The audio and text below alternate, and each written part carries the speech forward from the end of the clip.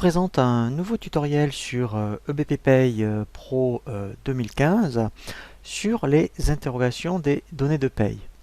Comme son nom l'indique, les interrogations de données de paye permettent de poser n'importe quelle question sur une donnée de paye, que ce soit une variable ou vraiment une zone de la fiche salarié.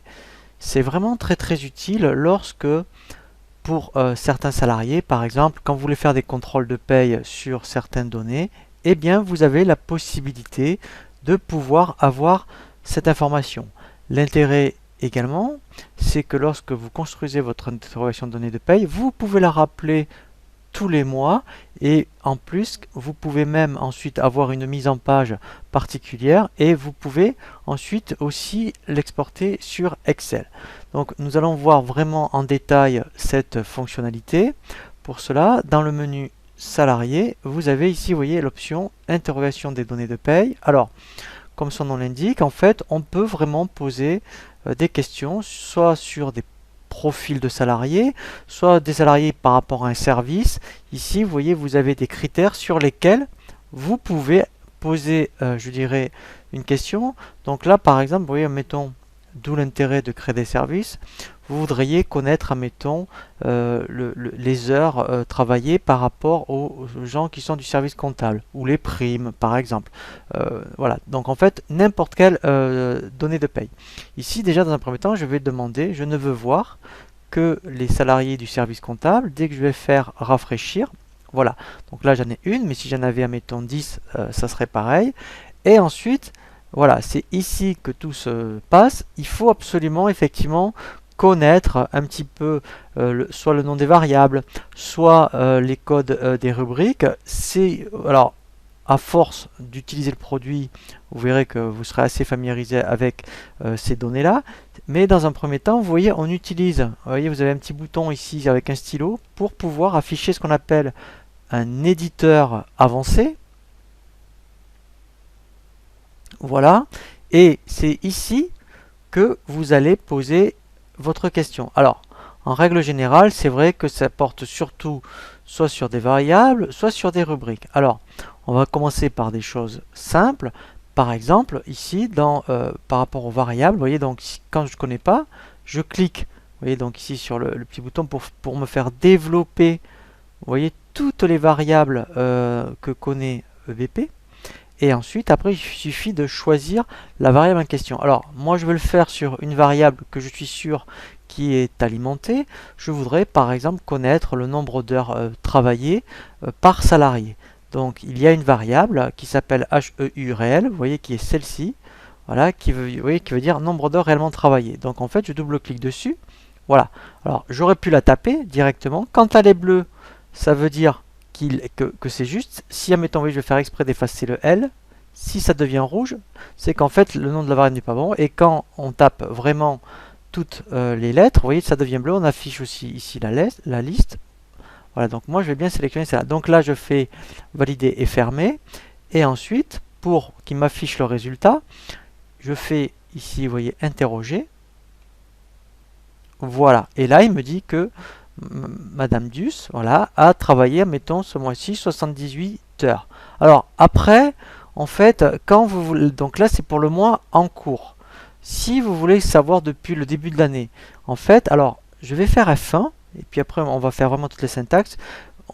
Voilà, ici, quand on est dans les, vous voyez, quand on est sur les interrogations de données de paye, on fait F1, et vous allez avoir, vous voyez, en jaune, toutes les possibilités pour obtenir une information. Donc, vous voyez que si je tapais que, mettons, dollar et le nom de la variable, c'est le cumul depuis le début de l'année. Si je tape donc le dollar, heure réelle, crochet, et je tape les mois, en fait, et bien là, c'est la période qui m'intéresse.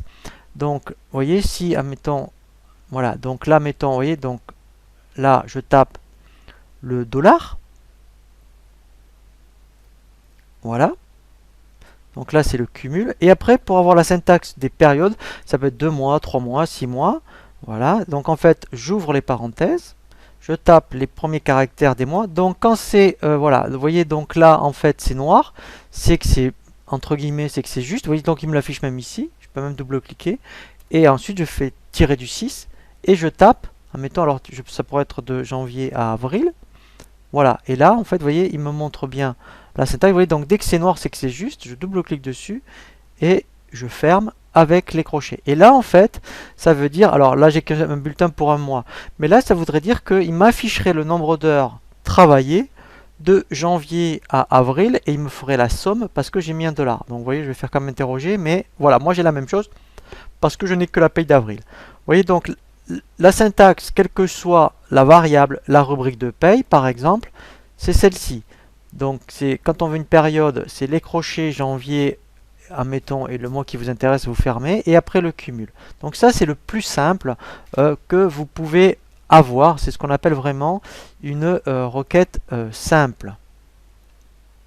Maintenant, si je veux quelque chose de plus sophistiqué, eh bien, si je veux plus, parce que là, c'est une seule variable, mais je pourrais cumuler, vous voyez, avec plusieurs variables, et quand il envoie plusieurs, il va me faire un tableau tout seul. Donc là, pour aller en dessous, je fais CTRL Entrée, voilà, et là, je pourrais demander une deuxième zone.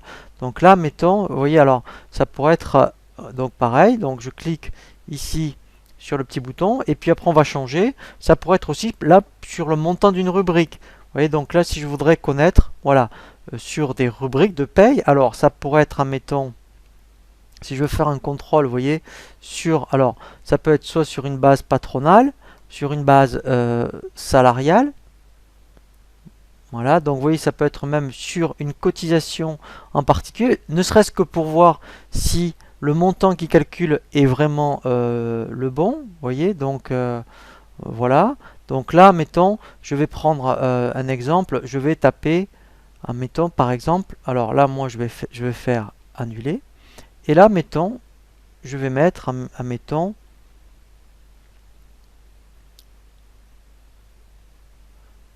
les plafonds, pourquoi pas. Voilà, vous voyez, les plafonds de la tranche A.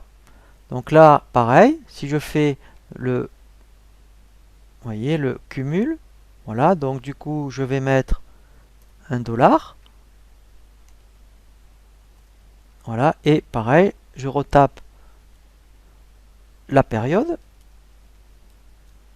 Voilà, et après, en fait, etc., etc. Alors, voilà, si par exemple je voulais savoir les primes, si admettons il y a eu des primes depuis le début de l'année, pareil, je vais faire mettons le dièse, je vais taper prime, vous voyez c'est la variable, voilà, et après pareil, donc là je vais mettre que le cumul puisqu'il n'y a que le mois d'avril, voilà, donc etc., etc. Et là quand je fais rafraîchir, quand je fais pardon interroger, il m'affiche là vous voyez le pour le tableau, pour chaque variable que j'ai demandé, vous voyez, il m'affiche bien ici le détail. Donc là après, si le mois prochain, eh bien, je veux refaire cette requête, il suffit de faire enregistrer. Et là, en fait, alors là je vais la mettre sur le bureau, je vais mettre mettons stat, voilà, je fais enregistrer, voilà. Je vais fermer donc l'interrogation de données de paye et puisque j'ai chargé ma requête, le mois prochain, je n'aurai plus qu'à faire interrogation de données de paye. Donc là, je vais redemander, alors je vais redemander effectivement que le service comptable, je fais rafraîchir et je n'ai plus qu'à faire charger. Et là, sur le bureau, je vais chercher ma requête que j'ai appelée stat. Voilà. Et là, l'intérêt, c'est que, voilà, vous voyez, il me la rappelle. J'ai plus qu'à changer les périodes pour obtenir, eh bien, de nouveau, une information directement par rapport à la nouvelle période. Voilà, donc c'est vraiment très très intéressant. Sincèrement, vous verrez, c'est vraiment très utile quand on veut faire des contrôles sur des zones du bulletin de paye quand on a un petit doute.